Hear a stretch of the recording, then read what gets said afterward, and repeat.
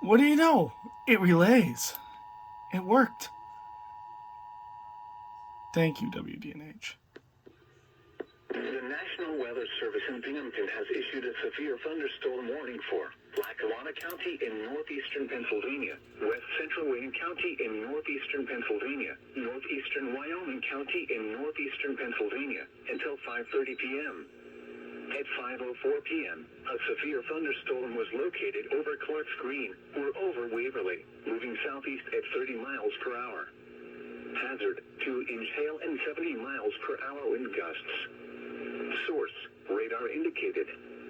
Impact, people and animals outdoors will be injured.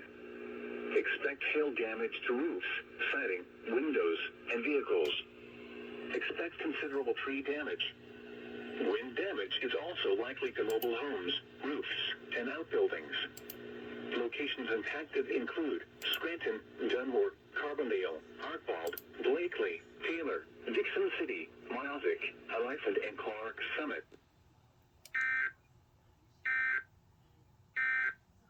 Main Street in Honesdale, 95.3 DNH.